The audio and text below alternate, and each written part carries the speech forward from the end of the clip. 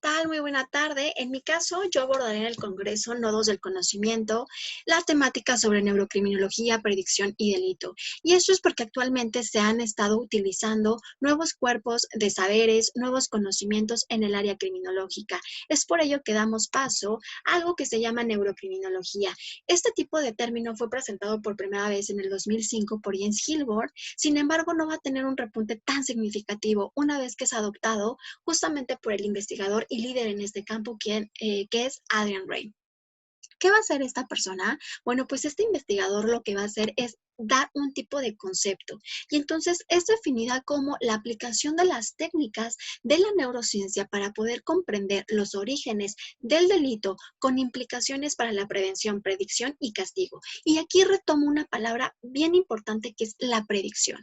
En este sentido, cuando hablamos de predicción, estamos hablando de formular ciertas hipótesis sobre un comportamiento futuro de una persona o de algún evento o acción en particular sobre determinado tiempo.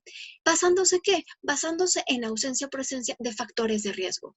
El tema de la predicción de la conducta delictiva no es algo nuevo, es algo que criminólogos y psicólogos ya habían hecho a lo largo del tiempo. Y entonces, cuando hablamos de predicción, podemos decir que tenemos tres momentos sumamente significativos para hablar de esta temática en particular. ¿Cuál es el primero de ellos? El primero de ellos es cuando hablamos de peligrosidad, con César Lombroso, Garófalo y Ferri, que dieron esta connotación y que posteriormente el propio sistema de justicia y el propio sistema penitenciario utilizaron para catalogar a alguien que había hecho o cometido algún tipo de conducta delictiva.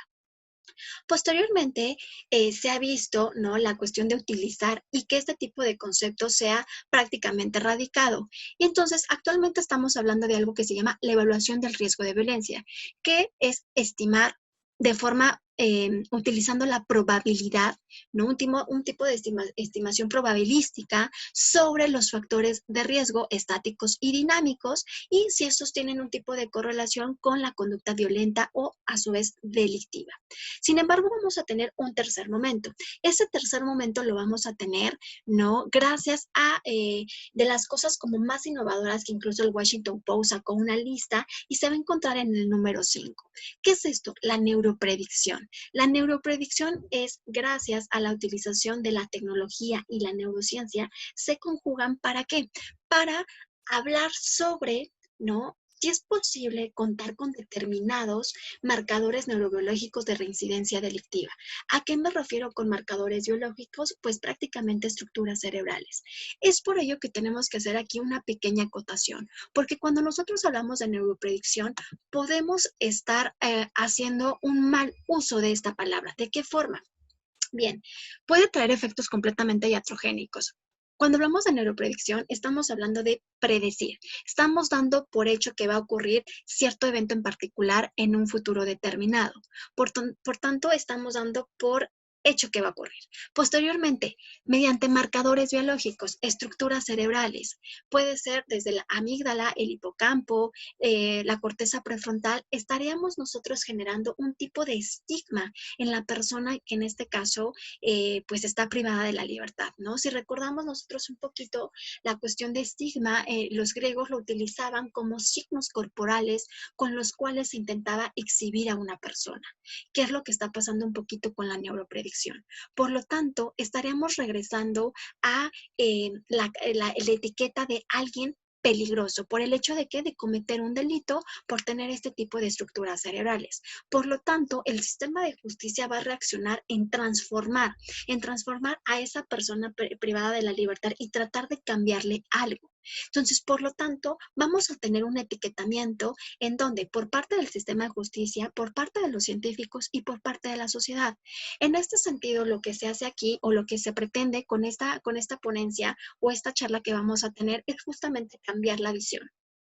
Y aquí se propone el concepto de neuroprevención. ¿Por qué? Porque podemos definirlo como la aplicación de los conocimientos, la metodología y las técnicas de la neurociencia con el objetivo de poder explicar qué ocurre en el cerebro y qué alteraciones pueden producir en el organismo, considerando tanto factores ambientales y sociales, de modo que sea posible analizar, comprender, intervenir y dar un seguimiento y principalmente, si es posible, anticiparse a que ocurra una posible conducta violenta, ¿no? O en su caso delictiva. ¿Auxiliando a quién? Pues a los operadores y al sistema de justicia.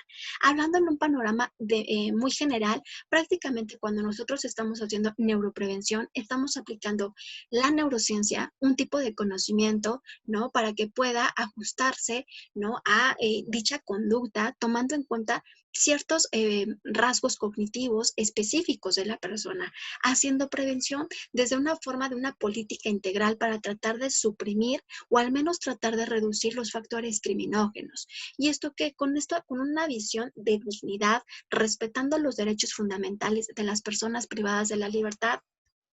¿Por qué? Porque a partir de aquí nosotros podemos hacer ese tipo de prevención desde forma primaria, secundaria o terciaria, en cualquier ámbito. ¿Utilizando qué? Utilizando tanto tecnología y estadística, que van a ser piezas claves para poder comprender, tratar de analizar lo más complejo que es el fenómeno de la criminalidad. Y con esto nosotros podríamos pues hacer un tipo de intervención criminológica en tratar de comprender el comportamiento delictivo, no desde una forma reduccionista, sino desde otro campo, haciendo la aplicación del contexto también social y ambiental, por supuesto de la detección temprana e intervención del comportamiento antisocial. Posteriormente podríamos hacer procedimientos, cuestión penal, ¿para qué? Para evaluar la responsabilidad e informar justamente al juez para que pueda emitir un tipo de sentencia y, por supuesto, hacer programas de reinserción social o, en su caso, realizar cuestiones de programas de tratamiento postpenitenciario, ¿no? Entonces, para mí sería un gusto que nos pudieran acompañar o que me pudieran acompañar en este sentido en esta conferencia en el Congreso de Nodos del Conocimiento.